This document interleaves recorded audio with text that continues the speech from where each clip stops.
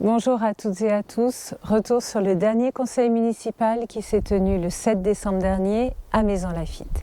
Alors, beaucoup de délibérations, peu de points essentiels, sauf un en matière de droit de voirie dont nous parlerons à la fin. Ce conseil municipal a été surtout l'occasion pour moi de revenir sur un sujet essentiel que le maire ne voulait pas traiter. C'est celui de la sécurité des piétons qui traversent l'avenue de Longueuil. Le 23 septembre dernier, une femme, âgée de 77 ans, est décédée en traversant l'avenue de Longueuil par le passage piéton. Elle a été percutée par un camion. Ce décès, un de plus, est un de trop et c'est ce que j'ai voulu souligner auprès du conseil municipal. Fin 2016, c'était une femme âgée d'une soixantaine d'années qui est décédée elle aussi en traversant l'avenue de Longueuil, elle aussi en empruntant le passage piéton, elle aussi percutée par un camion.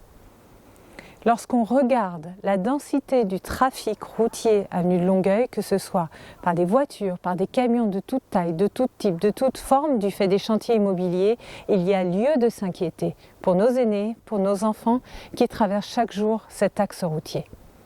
Il s'agit de la RD 308 de compétences départementales. J'ai donc adressé au mois de novembre un courrier à Pierre Bédier, président du conseil départemental, pour lui réclamer la réalisation des aménagements pour sécuriser ces piétons. J'ai également demandé à la ville d'assurer son obligation de sécurité des habitants. Le dossier suit son cours grâce à mon intervention de concert entre la ville et le département. Un autre sujet sur lequel nous sommes revenus, celui de l'hippodrome. Nous avons demandé des suite à l'envoi de la proposition d'achat formulée par la ville auprès de France Gallo. France Gallo aurait simplement répondu, accepté, étudier la proposition de la ville au courant du mois de novembre. Donc nous attendons les suites. Je pense que les courses n'arriveront pas en 2022, mais le dossier suit son cours et nous gardons espoir. Un autre sujet, celui du parking du marché. Vous savez, il y avait un projet qui était en cours, qui a été dessiné en 2012, autorisé par une délibération du conseil municipal en 2017. Une association, ADDQMML, avait introduit une action en justice pour contester cette délibération et a obtenu gain de cause dernièrement auprès du Conseil d'État. Le dossier et le feuilleton judiciaire est désormais clos. La ville élabore donc un nouveau projet qui est bien différent de l'ancien. L'ancien, c'était la construction de bureaux sur 4 niveaux pour une surface de 5600 m². Désormais, la ville entend réaliser un projet médico-social autour de la santé des femmes.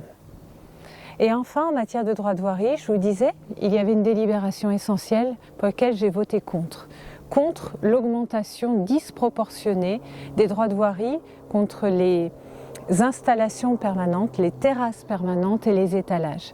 Nous avons effectivement eu une proposition d'augmenter de 2% les droits de voirie de façon générale, mais 10% juste ces terrasses permanentes et juste ces étalages. Ça me semble complètement disproportionné et la mairie n'avait de cesse que de répondre qu'effectivement, lorsqu'il y a du chiffre d'affaires, on peut accuser cette augmentation.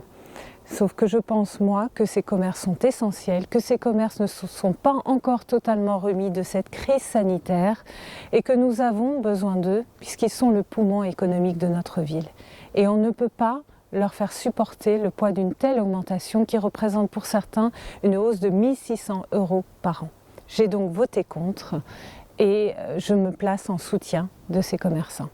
Le prochain conseil municipal aura lieu en 2022, au mois de mars. Ce sera l'occasion de parler du débat d'orientation budgétaire. En attendant, je vous souhaite de joyeuses fêtes de fin d'année et prenez soin de vous.